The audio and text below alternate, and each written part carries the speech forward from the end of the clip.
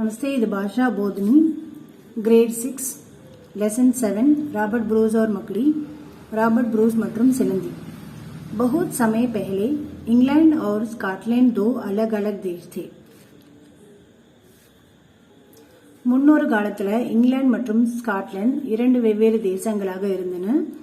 एक बार दोनों के बीच युद्ध छिड़ गया। ஒரு முறை இரண்டு நாடுகளுக்கும் போர் மூண்டது।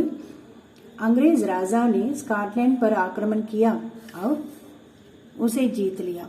ஒரு முறை ஆங்கிலேய நாட்டை சார்ந்த ஒரு ராஜா ஸ்காட்லாந்து மீது ஆக்கிரமணம் செய்து அதை வெற்றி கொண்டார்। ராபர்ட் ப்ரூஸ் மகான் தேசபக்த थे।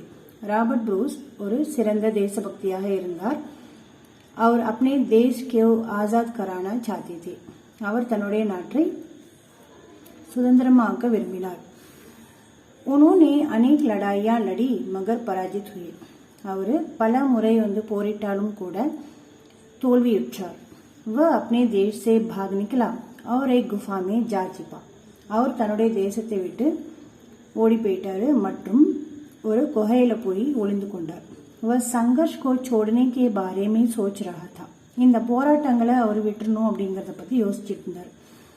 उसी समय उसने गुफा में जाले से गिरती एक मकड़ी को देखा। அந்த டைம்ல அந்த குகையில ஒரு வலையில சிலந்தி விழுந்துகிட்டு இருந்ததை அவர் பார்த்தார்। वह मकड़ी का करतब देखने लगा। அவர் அந்த சிலந்தியினுடைய முயற்சிகளை பார்க்க தொடங்கினார்। मकड़ी वापस अपने जाले में जाने का प्रयास करने लगी। என்னதான் கீழே விழுந்தாலும் அந்த சிலந்தியானது திரும்ப தன்னுடைய வலைக்கு போய் சேர்றதுலேயே முயற்சி செய்து கொண்டே இருந்தது। उसने 9 बार प्रयास किया। அது 9 முறை முயற்சி எடுத்தது।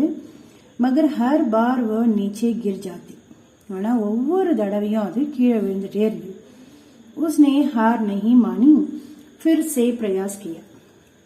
அதால அந்த தோல்வியை ஒத்துக்க முடியல। அதனால மறுபடியும் அது முயற்சி செய்து கொண்டே இருந்தது। इस बार वह अपने जाले में पहुंच गई। கடைசி தடவை அது தன்னுடைய வலைய போய் சென்றடைந்தது। उसे देखकर ब्रूस के मन में आशा जागी। उसने कहा, यदि एक मकड़ी सफल हो सकती है तो मैं क्यों नहीं हो सकता। இத பார்த்துக்கிட்டே இருந்த ராபர்ட் ப்ரூஸோட மனசுல ஒரு நம்பிக்கை வந்துச்சு। ஆஷா அப்படின்னா நம்பிக்கை। அது என்ன நம்பிக்கை அப்படின்னா, ஒரு சிலந்தியால இவ்வளவு தூரம் முயற்சி செய்து வெற்றி அடைய முடியுது அப்படின்னா ஒரு மனுஷனா இருக்கிற என்னால ஏன் முடியாது அப்படின்னு யோசிச்சார்।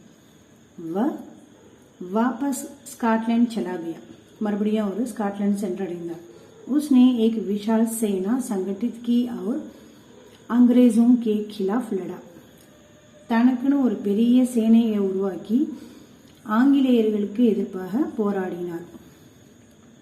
उसने अंग्रेजों को परास्त कर अपने देश को आजाद करा दिया। ஆங்கிலேயர்களை தோற்கடித்து தன்னுடைய தேசத்தை அவர்களிடமிருந்து சுதந்திரம் அடைய செய்தார்। सीख मार पुनः प्रयास करो। திரும்ப முயற்சி செய்।